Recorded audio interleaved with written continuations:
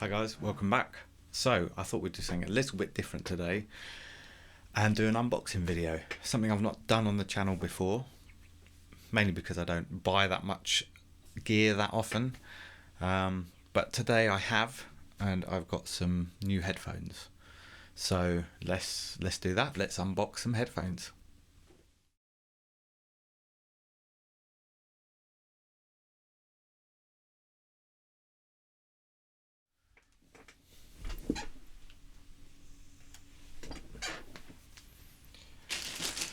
So what I have here are the HPH-MT8 headphones by Yamaha. Catchy name, I think you'll agree. I don't know why these companies have to, I suppose they've got to name them something. Anyway, so let's get rid of that. You can probably see in the background there that that I have the Yamaha. These are the HS7 monitor speakers that I've been very happy with. For the price range, I think they're brilliant. Yeah, and I've watched a few reviews online, that kind of thing, and they've got quite good specs, and they're supposedly built very solidly, which I think is important. My previous set of headphones, the Audio-Technica MT50s, MT, I think, I can't remember what they're called. HPH-M50s.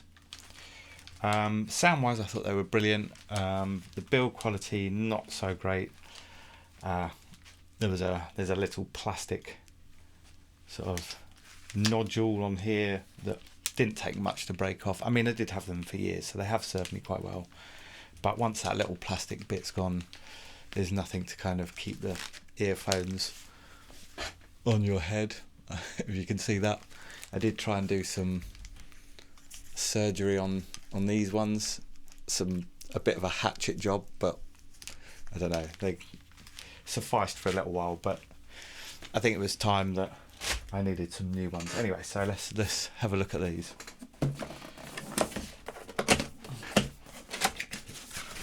I won't be able to do, well, I don't think there's much point in doing any kind of sound tests for them, any audio. What's that in there? Okay, let's have a look.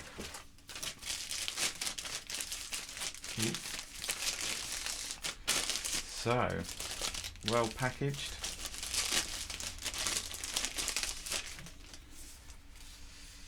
Ooh, very nice. So first impressions, the build quality looks very impressive. These genuinely feel top quality. The ear pads feel lovely and soft, and they feel like they're going to be very comfortable to wear. These bits here, I can feel they're metal. Feels like aluminium. This is all plastic. The band there's metal there, which is good. Obviously plastic can be damaged a little bit more easily than metal components, so it's nice that there's some metal components. We have a bag. Guess it's just your standard soft case. Very nice, yeah. Feels good quality as well. And then we have, I assume, the cables here. So I believe this comes with two, yeah, a straight cable and a coiled one.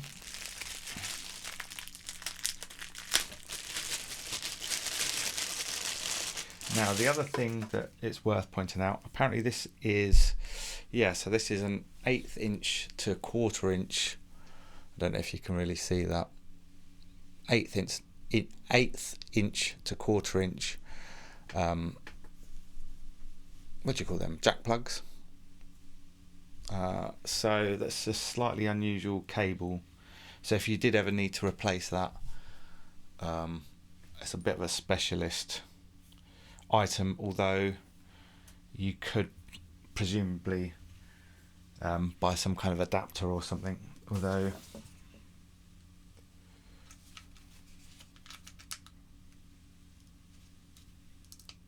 these actually sort of click and lock in place, so that is quite a specialist part.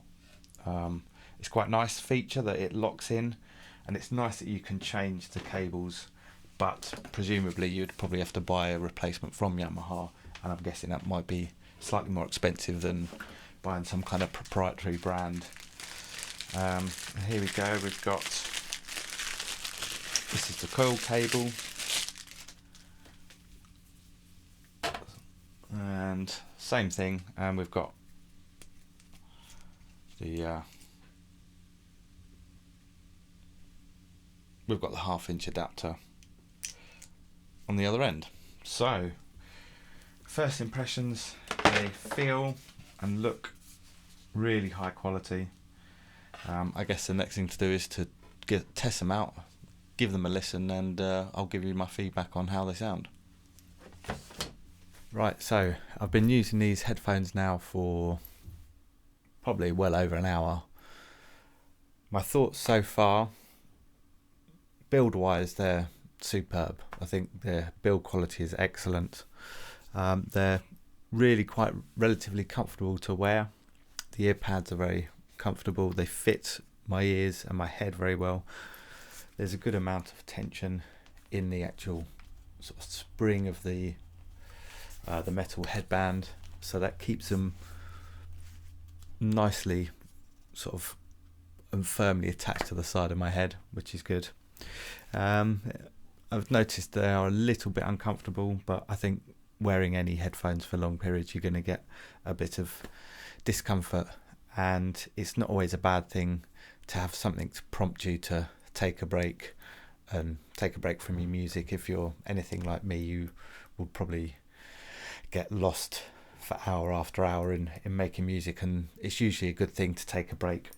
So sound wise, I've spent a bit of time listening to various different types of music. I've listened to everything from, I've listened to a bit of Mastodon to some James Brown, some Noisier, some Necrosis, Rushton's finest.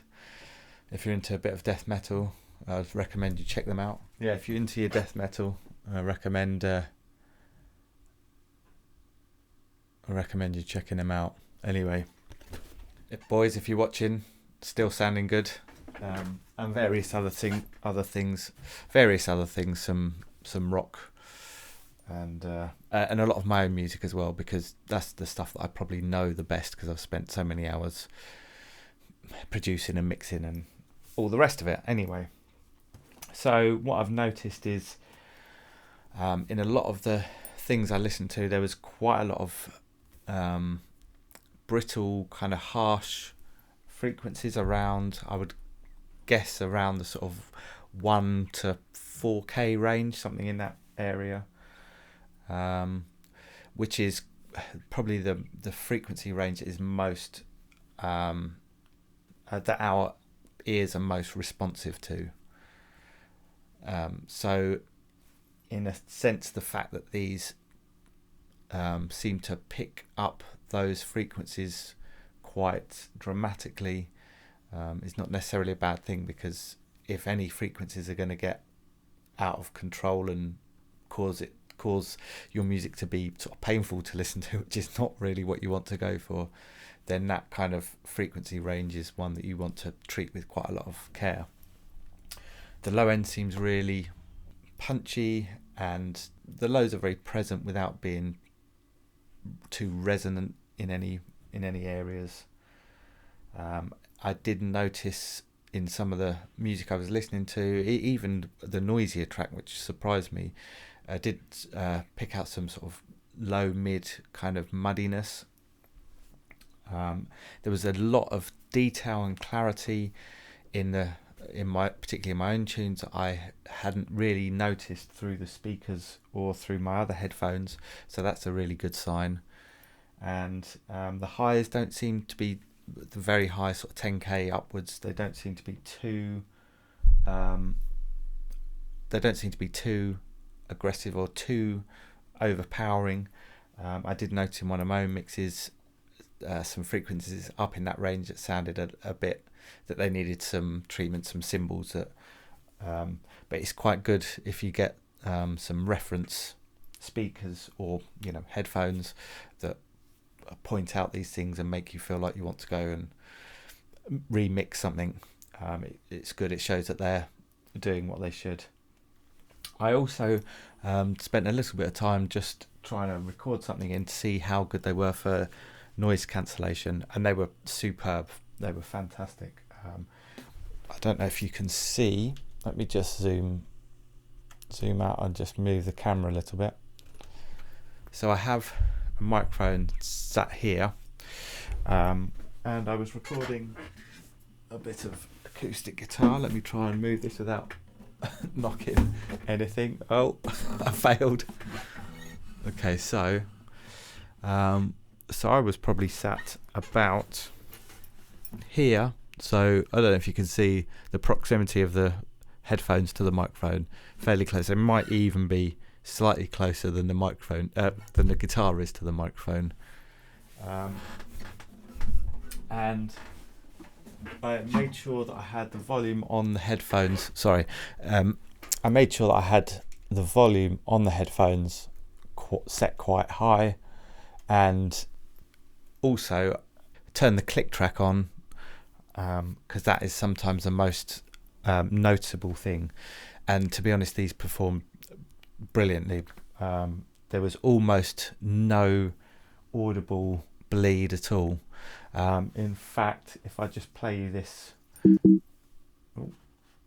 if I just play you this recording very quickly.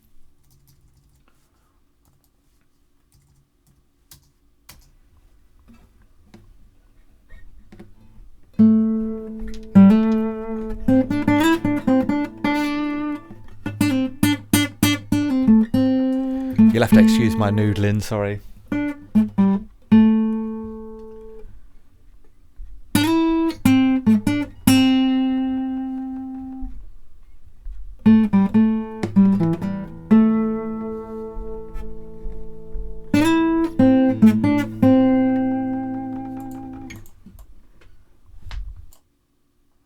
And let's just loop this little end section. You may just about be able to hear a very quiet but ever so slightly audible click sound. Not the little sound at the end, that's me hitting the space bar to stop the recording. And just for reference, I have boosted the gain on this audio by 12.3 decibels, which is about as much as I could push it without clipping. And you can still only barely just hear anything coming through. So for noise, for sound isolation, noise cancellation, I don't know, for isolating the sound in your headphones and not bleeding out onto the microphone, these are fantastic. So I'm going to have to go away and probably spend a bit of time using these to really put them through their paces and get a full picture. But there we go. Really good. First impressions, fantastic. One other thing I will point out quickly, they are shaped so that the kind of earpieces, I don't know if you can see, they kind of sort of slightly angle forward.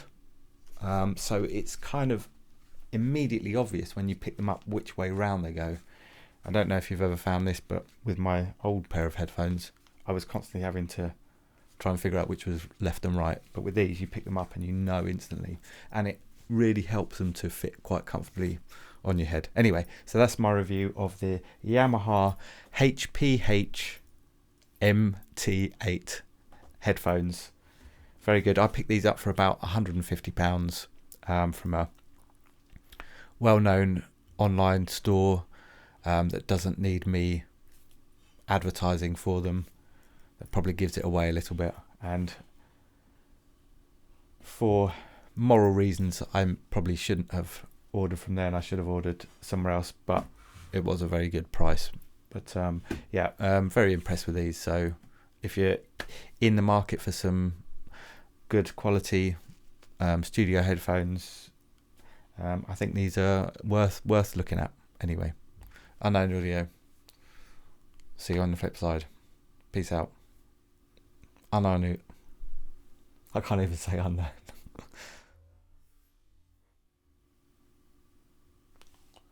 What am I doing?